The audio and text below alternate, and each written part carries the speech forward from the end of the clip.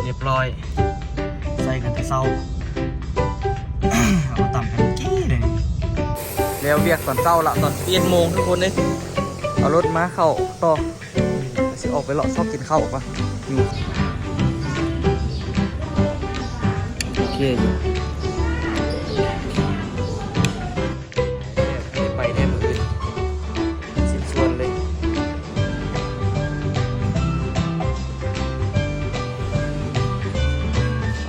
ที่ดู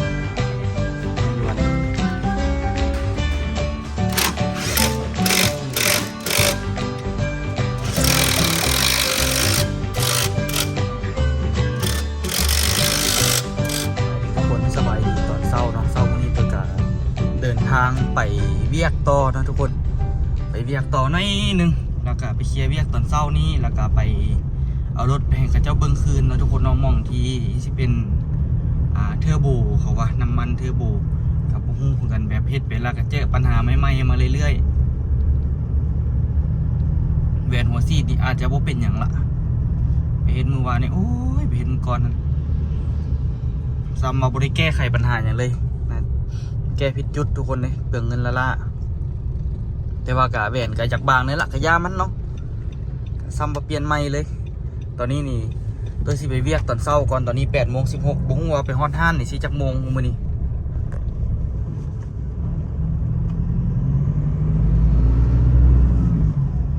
คันไปฮอดห้านนั่นนะเอาไว้กะคือสิได้แปลงละเอียดเลยมื้อนี้จังได๋ให้มันแล้วนะมื้อนี้นะ2 เวียกเนาะตัวยังไม่ได้กินข้าวเช้าปะนี้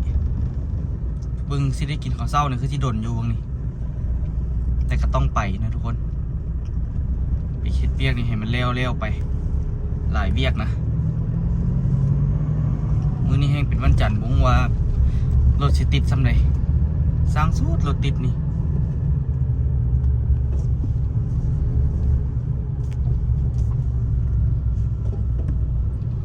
ขั้นเป็นน้ำเทอร์โบนี่สิเบิดเงินหลายอีกนี่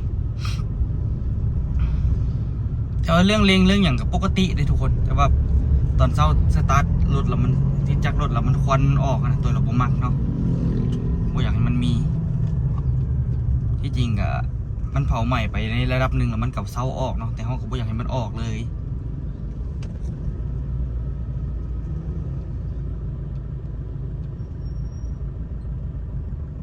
มุ่นไปเอาได้แถวนี้ยังสิได้ไปผมมุ่นบ่ได้ไปก็เห็นบ่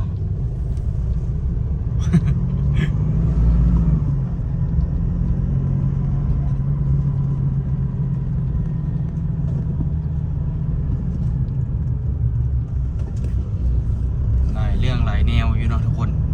ตอนนี้รถนี่รู้สึกว่าเป็นเสียงแว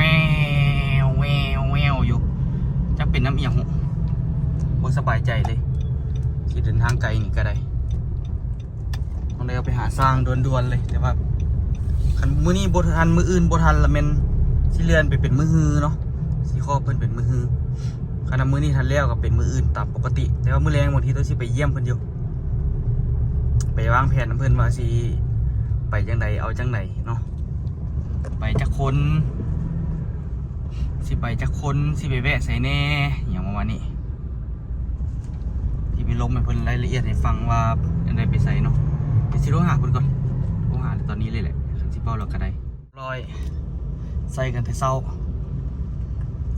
เขาต่ำกันกี้เลยนี่ตำรวจเขาก็มา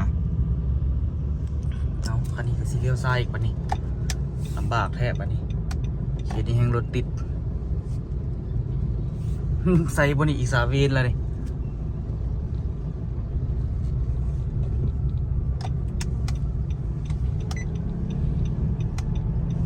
ทำก้นเขาได้นึงเนาะ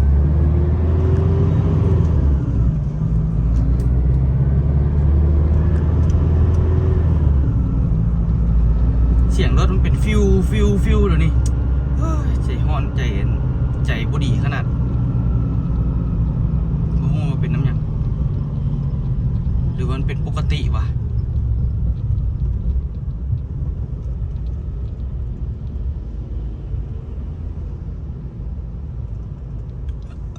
แล้วเวียกตอนเช้าละตอน11 โมงทุกคนเลยเอารถมาเข้าต่อสิออกไปเลาะซอกกินข้าวก่อน หิวข้าวไม่ได้กินข้าวเช้าเด้อ11 โมงละโอ้อยู่ไกลเว้ยเดี๋ยวซอกยืมรถจักรเขาเจ้าดีกว่าป่ะ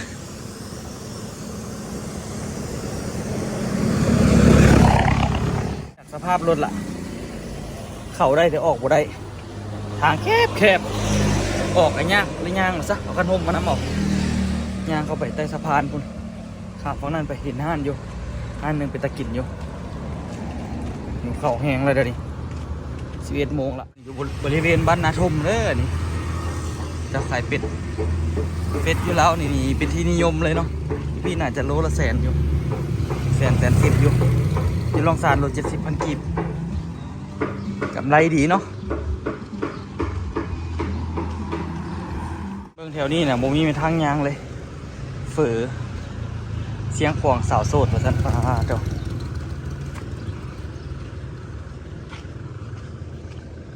เปิดเสียงขวางสาวโสดแต่ว่าจะไปกินข้างหน้าคนเอามันมีข้านเข่าเนาะตัวอยากกินเข่าหลายกว่ากินเฟอร์แต่ว่ามองนี้เนี่ยอันตรายบางทางแคบย่างกระจักยังไงแหละย่างข้ามกันเลยอันนี้คือทางรถไฟเนาะเขาจะทางรถไฟอยู่ทางเทิงคุณย่างข้ามมองครั้งแรกที่ย่างข้ามเส้นนี้ เส้นนาทม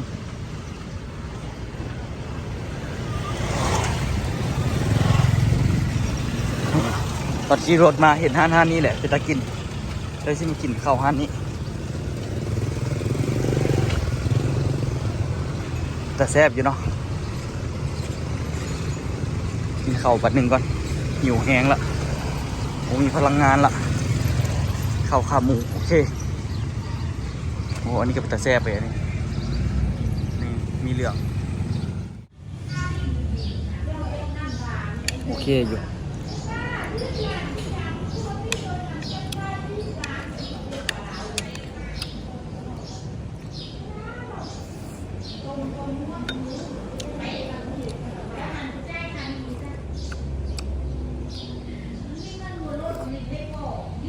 แรกคือบูเป็นคือบูเป็นดาสกินบัดกินแล้วก็โอเคอยู่ก่อน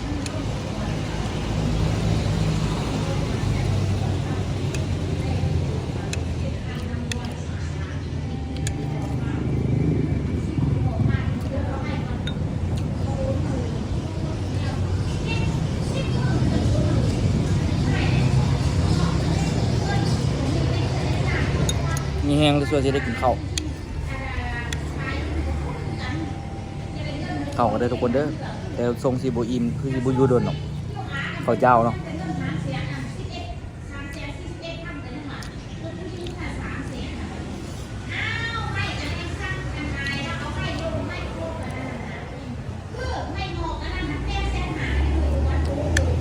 ซุปได้ใจอยู่พากันกวดสอบบางยูเนาะแก้ไขปัญหายังบ่ทันได้หาจุด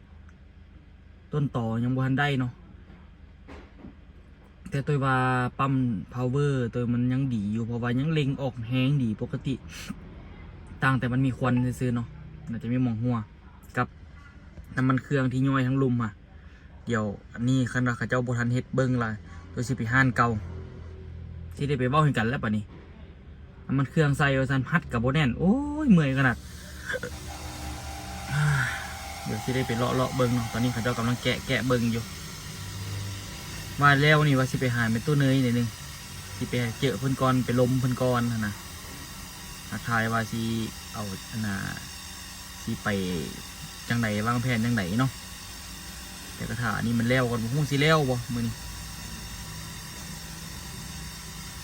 ที่จริงปัญหามันก็คือควันมันออกตอนเช้าซื่อนะทุกคนกับบ่อยากให้มันเป็นนะบ่อยากให้มันเป็นคือมีควันออกทวนก็เลยว่ามาแก้ไขเนาะอันปัญหาน้อยที่เราบ่แก้ไขนี่ต่อไปสิกลายเป็นปัญหาใหญ่ก็ทุกคน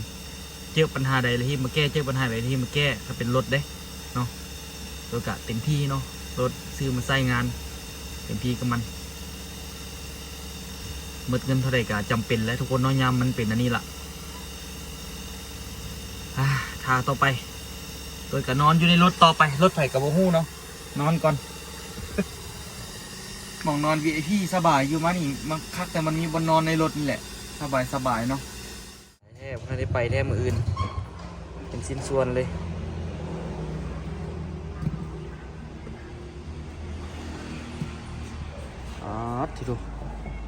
มนอยู่วันนี้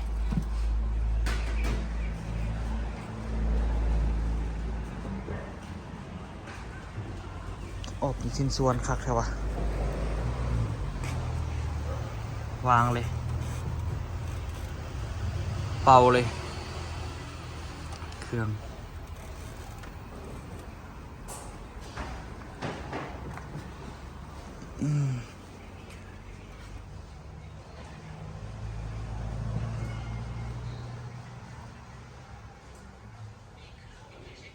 ตายคักบัดนี่น็อตย้อนสายฮิตควันอย่างเดียวเลยเซ็ง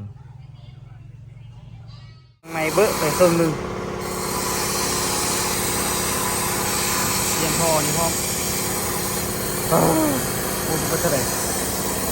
มันบอกว่าตัวนี้มันมัวอีกเดี๋ยวนี้เดี๋ยวสิเอาไปใส่ก่อนเงินหมดละใส่อย่างเก่าไปก่อน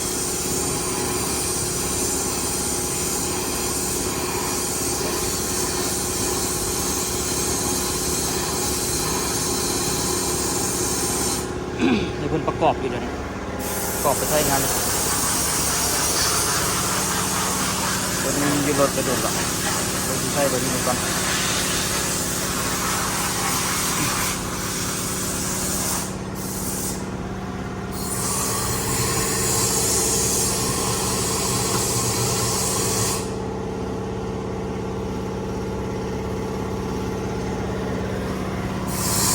เวลามากออกเวลาคือได้รถห้างเลยเว้ย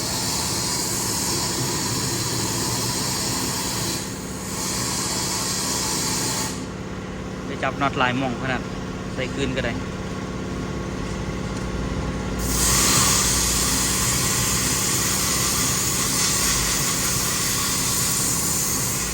ทำไมแต่เราจะจุดน้อยย่านมันมีมองไหนมองตันเกิดที่ควันก็เลยออกมาอนามัยจะเบิดแก้มาอนามัยเท่าอันเนาะวันนี้กำลังไล่อนามัย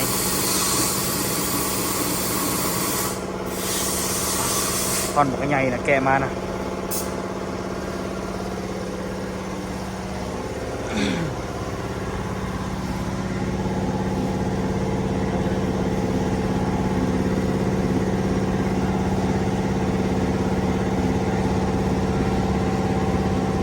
แล้วเอาเครื่องออกหลายๆปาดรถห้างเนาะ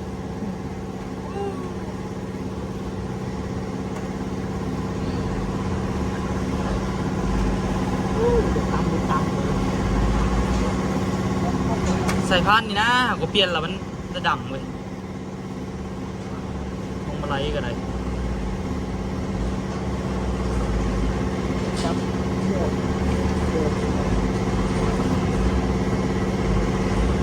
นะเอาคืนก่อนเอามาน้ำหลังแกะมาอนามัยหมดละเครื่องข้างในออกไปละอะไรก็ได้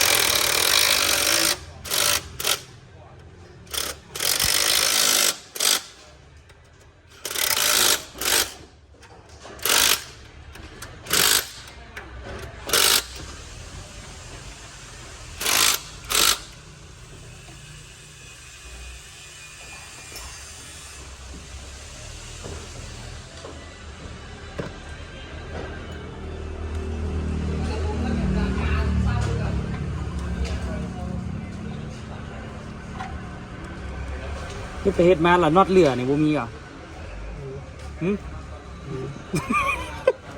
มันบอกไอ้หลายน็อตเว้ยโอ้ตอนมากนี่ใครอยู่บอกไอ้หลายอันหันออกว่าเราเข้าคืนนี่ติ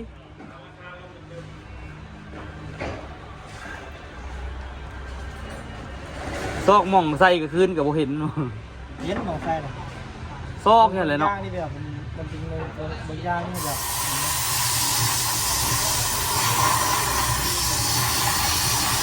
เป็นอีกมือหนึ่งที่ตัวมานั่งถ่ารถแบบโอ้ย อดเลยทุกคนขอตั้งกล้องบันนึงก่อนแปลงรถแล้วก็แปลงรถก็แปลงรถแบบจนบูสิจังไหนละโตละวันนี้มานั่งในรถเขาเจ้ามันพอมีบนนอนเนาะมานั่งถ่ายรถนอนถ่ายรถเพราะว่าคันบนนั่งถ่ายนอนถามที่ซ่านะทุกคนแล้วคนบอกว่ามืออื่นให้มาเอาก็เลยแบบตัวถ่าเอาเลยแบบว่าเขาเจ้าอยากถ่าเบิ่งอาการมันนะตัวกับไม่อยากเสียเวลาละมืออื่นในนัดในตู้คนไปแล้วเนาะแล้วก็แผนคร่าวๆที่จะไปก็คือเวลาไปมืออื่นแล้วมันเพิ่นบอยากอยู่บางเบียงเนาะก่อนอื่นหมดน่าจะมีแต่เดินทางยาวเนาะมันบ่อยู่ก็ได้พระเจ้ากำลังประกอบให้อยู่แต่คิดว่าน่าใกล้จะแล้วละแต่ว่ามันก็แรงโพดละทุกคนจนแบบบ่ฮู้สิเฮ็ดจังไดต่อละวางแผนว่าคันมื้ออื่นไปหาเพิ่นก็อาจจะไปแต่เช้าๆหลังจากแต่เช้าๆตัวก็สิเตรียมเครื่องอย่างขึ้นรถไว้แล้วก็ตื่นเช้ามาอาบน้ำแล้วก็แต่งตัวแล้วก็ออกไปเลยนะทุกคนไปแล้วก็ไปหาเพิ่นน่าจะเดินทางยาวเลยเนาะน่าจะเดินทางยาวไปสัญญาบุรีเดินทางยาวไปสัญญาบุรีไปหงสาที่จริงมื้อนึงฮอดบ้านเพิ่นเลยก็ยังได้เนาะแต่ว่าตัวกับบ่ฮู้กันว่าเพิ่นสิแบบอยากไปหม้องอื่นบ่อยากไปเลาะจังไหนบ่ตัวกับบ่มั่นใจคือกันแต่ว่าคันว่าแบบไปยาวๆเลยนี่ก็คือสิใช้เวลาบ่ดนแฮงเนาะก็น่าจะฮอดแต่ตอนนี้นี่ก็เบิ่งรถเบิ่งรางอยู่มันกับโอ้ยอุกใจนักใจแต่ถามว่ามีปัญหาในการขับขี่บอกกับผู้ถึงขั้นนะมีปัญหาแต่ว่าติดจักรรถตอนเช้ามันมีควันออกขนาดก็เลยแบบหาสาเหตุแต่ตอนนี้เราบอกว่าให้เอารถจอดเบิ่งก่อนเอารถจอดแล้วก็ไปเบิ่งอาการหลายๆอย่างก่อนคันเป็นไปได้มืออื่นเช้าจึงมาเอานะเพิ่นบอกว่าแต่ว่าตัวแบบถ่าบ่ได้ละเพราะว่ามืออื่นเช้าตัวมีนัดนำเพิ่นละที่จริงมาเมื่อวานนี่ก็มาแต่เมื่อวานนี้แหละกับเมื่อวานนี้เขาเจ้าปิดเนาะบอกว่าเป็นวันอาทิตย์เขาเจ้าไปเลาะไปเที่ยวมืออื่นเขาเจ้ากับปิดอีกนี่เพราะว่ามืออื่นสลายคนในประเทศเราพักทั่วประเทศแล้วเพราะว่ามืออื่นเป็นวันศาสตร์ของเราเนาะก็เลยแบบว่ามือนี้ต้องได้เล็งท่าเอาคันว่าท่ามืออื่นเขาเจ้ากับโบเฮ็ดเวียกคือเก่าเนาะเขาเจ้าสิห้ามเลยทุกมัดประเทศเราเลยบ่ให้ไปเฮ็ดเวียกเนาะบ่ให้ไปเฮ็ดเวียกเฮ็ดงานเลยเรื่องซ่อมแซมรถแปลงเงินแปลงซานอย่างคือพักเบิดทุกคนเนาะหน่วยงานแต่ก็ยังต้องพักเบิดเลยไม่แต่ห้องเฮียนมีแต่ห้องหมอพักบ่ได้เนาะห้องหมอเนี่ยหยุดบ่ได้แน่นอนเนาะห้องเฮียนแต่ว่าคนที่แบบยามเขาเจ้าก็ยามคนที่แบบบ่ยามเขาเจ้าก็พักเด้หมอก็ได้ก็เป็นอันนี้ไปเนาะแล้วก็ทุกอย่างตอนนี้หยุดตัวเลยแบบถ่าเอารถมื้อนี้เลยคันบ่ถ่าเอามื้อนี้มื้ออื่นเขาเจ้าก็แปลงอย่างบ่ได้อยู่แล้วเนาะเขาเจ้าคันว่ามาแล้วเห็นแปลงรถแปลงล้างนี่ตำรวจมีสิทธิ์แบบกักเลยมีสิทธิ์กักมีสิทธิ์จับเลยเพราะว่าเขาจะบ่ให้ไปเฮ็ดอย่างมีแต่สั่งสรรค์อย่างเดียวนะวันนั้นนะวันซาดนี่นะเนาะก็เลยแบบตัวก็เลยท่าเอาตัวนี้นี่ก็จะแรงละรถไอ้นั่นมันน้ำหลังจนแล้วละของตัวยังโมแล้วปนี่ยังประกอบอยู่ทั้งที่แบบว่าเขาจะว่าเป็นน้ำ power แต่ตัวแบบมันยังใส่ได้อยู่ตัวบ่มีเงินแล้วแท้เขาจะบอกเปลี่ยนตัวบ่เปลี่ยนเถอะมันเป็นควันเป็นอย่างซื้อเรื่องแบบเล็งออกเล็งอย่างมันก็เล็งได้ปกติอยู่เนาะตัวก็เลยแบบว่าใส่ไปก่อนมันบ่ได้จังไหนก็ยามันก่อนเนาะเพราะตัวกับบ่ไหวแล้วเดี๋ยวนี้มันใส่เงินหลายโพดเนาะ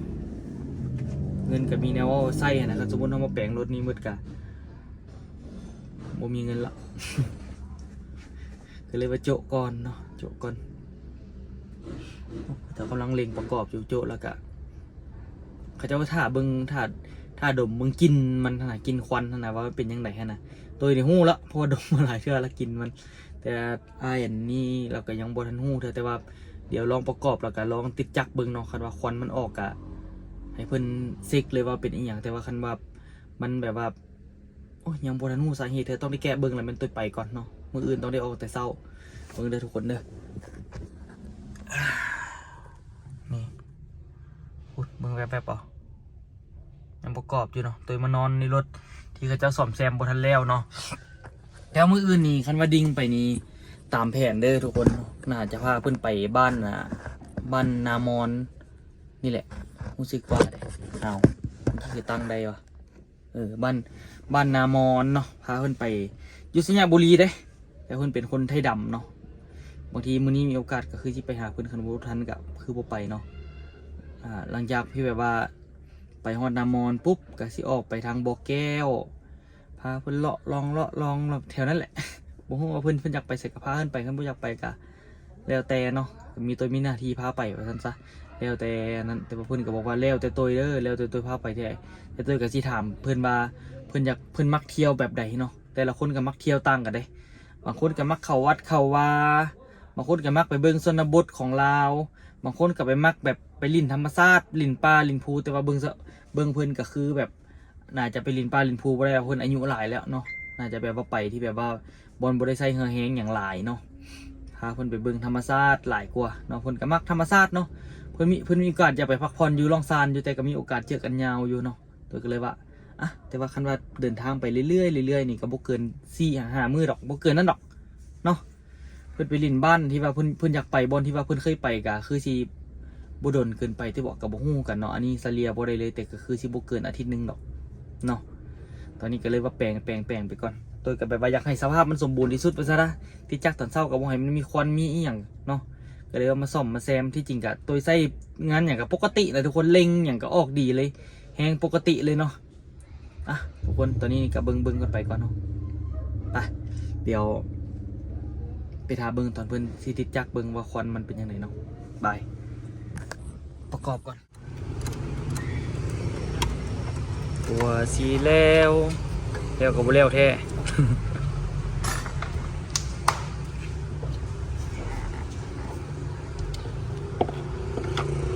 เตรียมซื้อวัดเป็นอะไร สีแดงมีสีแดงอันนี้6 ลิตรตัวเนาะ เดี๋ยวเราเตรียมวัดเป็นอะไรดี เติมแล้ววัดไปพร้อมมา 3 4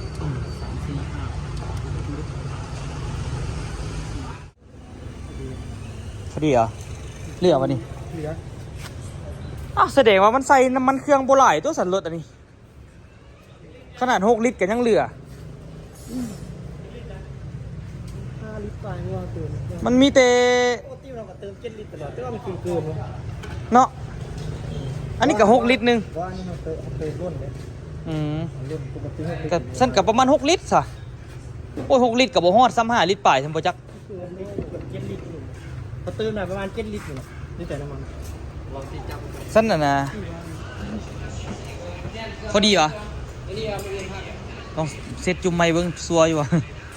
จับว่าตีจับมันเข้ากองจับว่ากองออกแบบ ฮะ มาเลย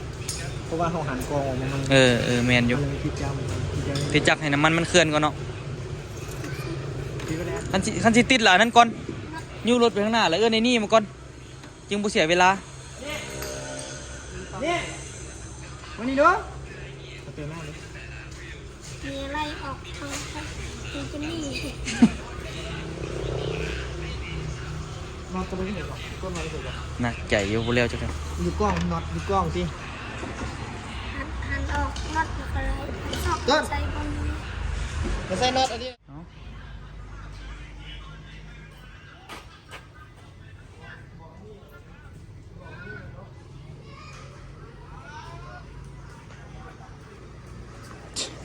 นี่ก็ลีลาอยู่ให้ดีกันกรอบละเรียบร้อยละ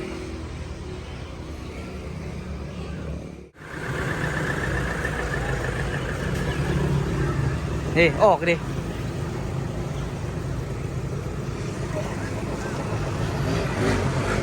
เร่งเบาๆด้วยนะดูบอกคนเอาแว่นลงก่อน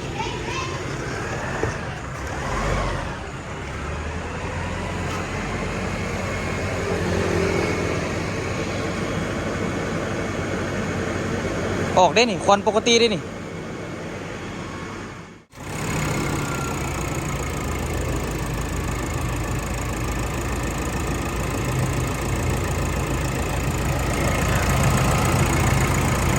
มันเปิดงานดันเนี่ยนะแล้วมันเปิดหน้าหมดจากหน้าหมดจากมีอากาศจัด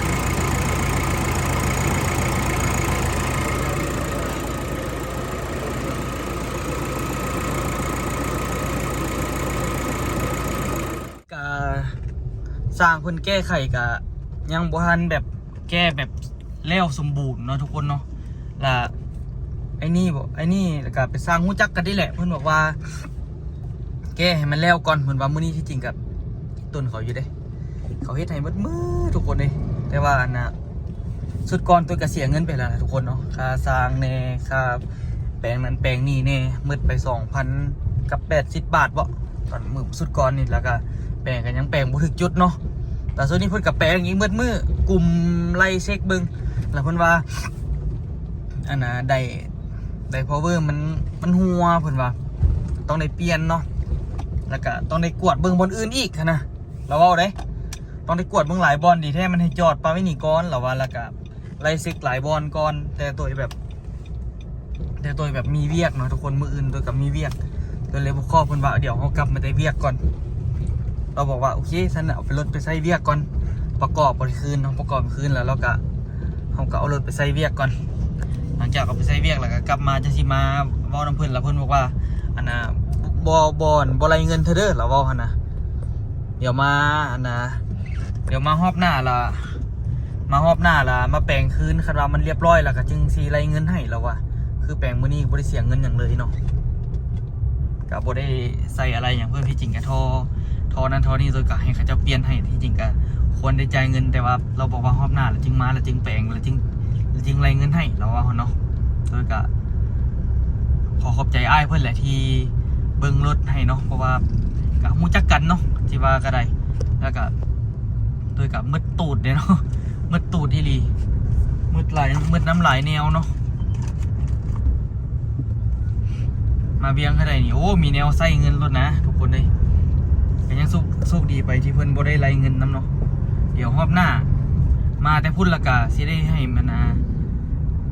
ให้เป็นตัวเนยเพิ่นพักผ่อนที่เบียงก็จาก2 มื้อตัวก็สิเอารถมาถิ่มไปห้านเพิ่นเลยเอามาถิ่มไปตอนแรงอาจจะเป็นมื้อเดียวเนาะอาจจะถิ่มไปตอนแรงแล้วก็หลังจากนั้นแล้วก็ให้เพิ่นเบิ่งมื้ออื่นแต่เช้าๆแล้วตัวก็สิส่วนเพิ่นกลับลองซานเลยจังได๋ก็ให้เพิ่นนอนพักอยู่เบียงก่อนจักคืนนึงเนี่ยนี่เพิ่นว่าโอ้เพิ่นนอนพักเลยก็ได้ไปลองซานเลยเพิ่นว่าแต่ว่าตัวสิส่วนเพิ่นนอนพักอยู่เบียงก่อนจักคืนนึงเนาะแล้วจึงออกไปต่ออันนี้ก็อยู่บริเวณคำหุงเนาะป้าทุกคนคันสิไปก็บ่แม่นธรรมดาเด้อเอาหน้าตัวเองแล้วคันสิไปนี่ก็หลายอย่างหลายแนวอยู่เนาะแต่ว่าก็แล้วแต่เพิ่นอยากไปหั่นน่ะทุกคนว่าเพิ่นอยากไปเสแน่เนาะเอาอยากไปเสแน่คันไปบ่ไหนตัวก็สิพาไปหั่นน่ะแต่เพิ่นว่าอยากไปนี่ตัวก็พาไปอยากไปนี่ตัวก็พาไปสินะแต่ว่าเพิ่นไปนำกันนี่ทั้งหมดนี่มีอยู่4 คนเนาะมื้ออื่นไปนำกัน4 คนรวมกับตัวก็เป็น5เนาะก็เป็นลูกหลานเพิ่นนั่นแหละที่ว่าสิไปนำกันเนาะก็พาไปเนาะพาไปบ่ฮู้ว่าจักมือแต่ก็ตัวก็พยายามเฮ็ดรถเต็มที่ละเนาะเพื่อบ่ให้มีปัญหาในการเดินทางว่าซั่นซะหุ่มเบาะใหม่หุ่มเบาะใหม่ล่างรถเฮ็ดทุกอย่างเนาะอันนี้ยังบ่ได้ปรับบ่ได้ตั้งโมงเถอะเพราะว่าถอดหม้อไฟเมื่อกี้นี่เดี๋ยวบ่ได้จึงตั้งเนาะยังเป็นปี2017อยู่ตั้งในนึงก็แล้วที่25เดือน11ปีวันที่20พอได้6มื้อนี้28ว่า29บ่จื้อละ33เอ้ยวันที่1แล้วมื้อนี้นี่นะเดือน12แล้วก็เนาะเอ้ยแล้วจึงเบิ่งเนาะทุกคน มื้อนี้นี่ตัวว่าสิไปหาเพิ่นแต่มันค่ำแล้วนะอันนี้นี่โมงบ่ถึกเด้อเพราะว่าเขาจะถอดหม้อไฟแล้วมันรวนเนาะอันน่ะตัวสิไปหาเพิ่นนี่ก็ว่าสิไปหาเพิ่นเอาไปเอามามันค่ำแล้วเนาะจนมืดละว่าซั่นซะเพิ่นก็เลยว่าขอเพิ่นว่ามื้อนี้บ่ไปละมื้ออื่นสิไปรับแต่เช้าเลยสิเดี๋ยวไปฮอดเฮือนสิโทรบอกเพิ่นเนาะรถติดทุกคนอยู่หนองเมียงคำก็ได้มื้อนี้นี่ไม่มีกินเลี้ยงกินหยังอยู่เฮือนนั่นแหละเนาะก็เลยแบบว่าตัวก็บ่ได้ไปใส่ที่จริงมื้อนี้หมู่ก็ชวนไปลิ้นน้ำเงินหมู่ก็แต่ตัวก็บ่ได้ไปเนาะค่าหลายอย่างหลายแนวโพดทุกคนนี่มาแล้วก็แล้วนี่แหละมันเล่นกิงกองใครแต่มื้อเช้าแต่ว่าตัวบ่ลืมซักเครื่องเนาะมื้อเช้าตัวซักเครื่องถิ่มไปไว้ละก็โชคดีไปเนาะเอาทุกคนเป็นยังไงก็ฝากทุกคนเป็นกำลังใจให้ตัวเด้อทุกคนเด้อการเดินทางครั้งนี้นี่ก็เป็นการเดินทางด้วยรถใหญ่ครั้งแรกบ่วะคันเราออกเดินทางแบบนี้นี่ครั้งแรกเนาะที่แบบว่าได้เดินทางแบบไกลๆเนาะครั้งที่2ซะไปครั้งแรกนี่ไปน้ำเขามีนาต้นตาลแล้วเนาะโดยรถคันนี้เนาะเป็นในกระฝากทุกคนติดตามเด้อสารคลิปนี้บายบายทุกคนสบายดีเด้อฝากทุกคนเป็นกำลังใจให้เด้อเนาะแต่ว่าควันที่เสียมันก็ยังบ่ทันได้แต่ว่ารถนี่การใส่เกียร์การเร่งการอย่างนี้ปกติทุกอย่างนะทุกคน ก็เลยว่าไปได้เนาะทุกคนสร้างก็บอกว่าไปได้สบายเนาะสบายทุกคนสบายดีอีกรอบหนึงเนาะนี่